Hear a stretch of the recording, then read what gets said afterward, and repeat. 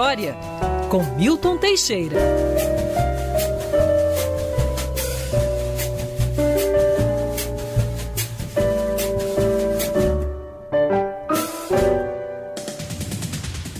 Hora de conversar. Eu sempre quis começar assim, né? Imitando. Hora de conversar com o nosso grande mestre. Parabéns também por ontem, professor Milton Teixeira. Professor mesmo, né? Uma forma de sacerdócio. Professor, parabéns. Bom dia. Obrigado, Cristiano. Obrigado, Adriano. Mais uma coluna. E hoje, já lhe passando a palavra, começamos com a explicação, uma boa pergunta. Por que a Praia Vermelha se chama Praia Vermelha, professor Milton? Bom, por um motivo geológico, pura e simplesmente. No século XVI, a Praia Vermelha só aparecia com maré baixa. Quando a maré estava alta, a água ocupava aquilo tudo e o Pão de Açúcar, Urca e o Cara de Cão ficavam ilhados. Os franceses chamavam até o conjunto de La Île Trinité, a Ilha Trindade. Só depois, com a ocupação lusitana, é que o local foi aterrado e aquela região ali, aquele calcário, aquele gneiss facoidal daqueles morros, produz uma areia avermelhada e que deu esse nome Praia Vermelha.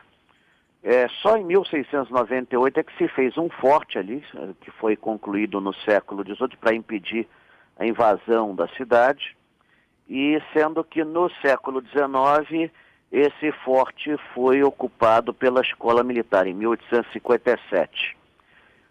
O prédio da fortaleza foi muito modificado para a Exposição Internacional do Centenário da Abertura dos Portos, em 1908, quando foram construídos, então, vários pavilhões.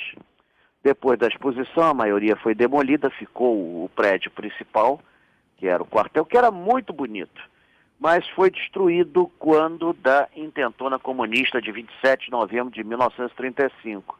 Isso é interessante porque até 1935 o carioca tinha pouquíssimo acesso à Praia Vermelha. Geralmente era frequentada por soldados, por militares, e só um ou outro civil, parente dos militares, é que frequentava a Praia Vermelha. Não tinha esse negócio como você tem hoje, que você vai lá livremente. Com a destruição do prédio do quartel, com a intentona, né, que foi chefiada por Luiz Carlos Prestes, e ali era dirigida pelo Agildo Barata Ribeiro, que veio a ser pai do famoso ator cômico Agildo Ribeiro, o Agildo Barata Ribeiro. Só que o prédio foi destruído do bombardeio e tudo mais, e aí a prefeitura solicitou, o governo pediu, o governo também fez questão de abrir aquela praia. Foram construídos 2 prédios laterais, a Escola de Formação do Estado-Maior das Forças Armadas e o Instituto Militar de Engenharia.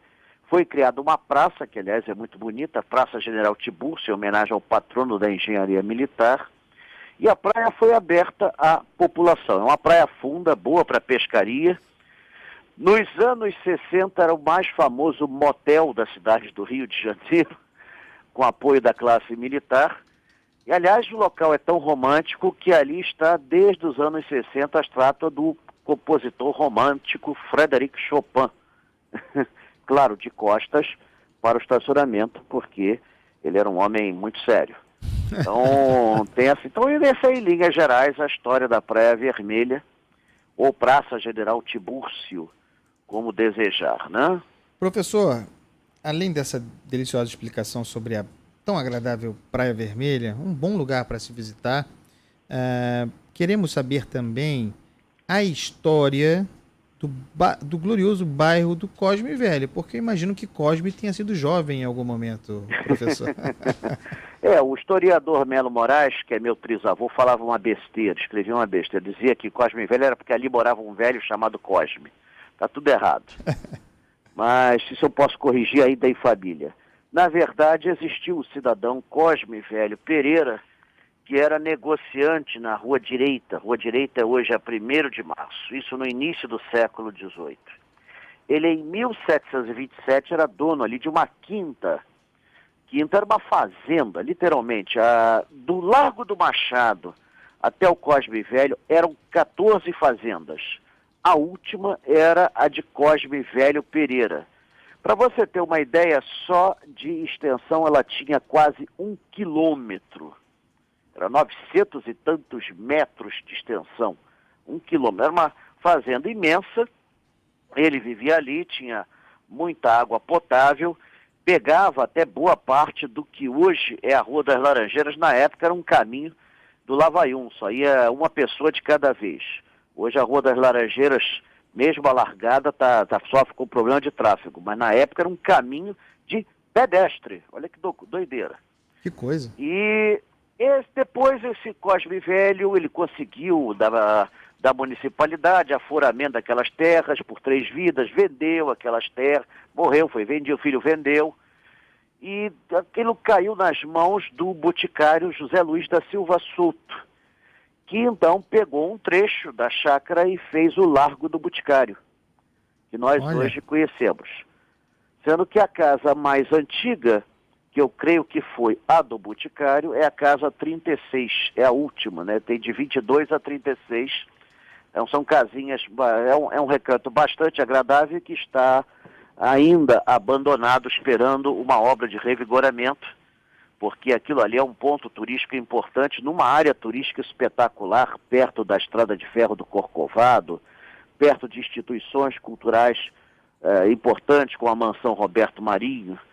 Então, é ela e a Mansão Gaia, que fica um pouco mais adiante, atrás da casa do Roberto Marinho, são as únicas casas do século XVIII que sobreviveram. O mais famoso morador do Cosme Velho, houve muitos, o mais famoso foi Joaquim Maria Machado de Assis, que ali faleceu numa Só casinha. ele, né? Simplesmente ele, né? Oi? Simplesmente Machado de Assis, né?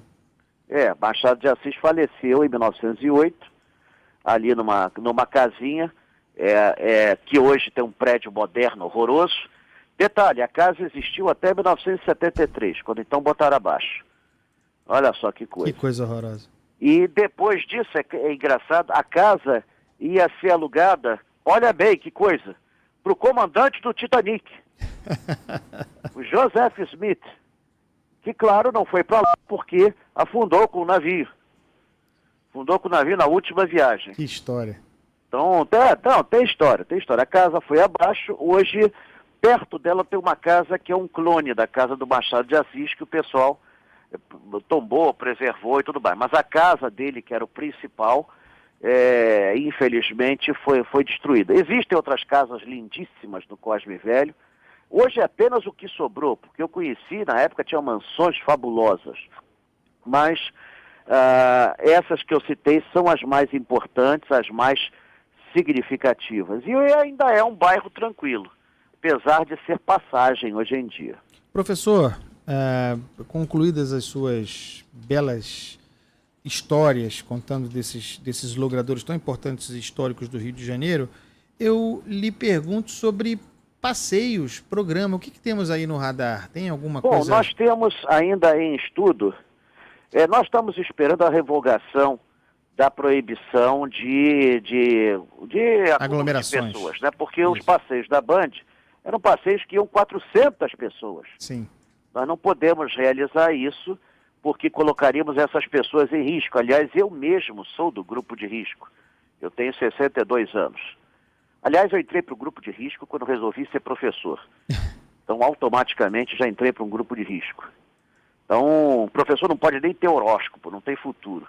Então, mas, não tendo o passeio a pé, nós realizaremos no dia 30 um passeio virtual, como está sendo feito pela Band. Tem havido muita procura. Para você ter uma ideia, a média de procura dos passeios está em 1.500 pessoas. Espetáculo. Pois é. Então, a média está por aí. Uns mais, outros menos. Dia 30, a ideia é fazer, junto com o Marcos Lacerda, um passeio pelas cidades históricas de Minas Gerais. Ah, isso será incrível, hein, professor? Aguardando ansiosamente. Vai ser ótimo. Daqui a 2 semanas, então, dia... Perfeito. Está previsto assim. Nós estamos tentando.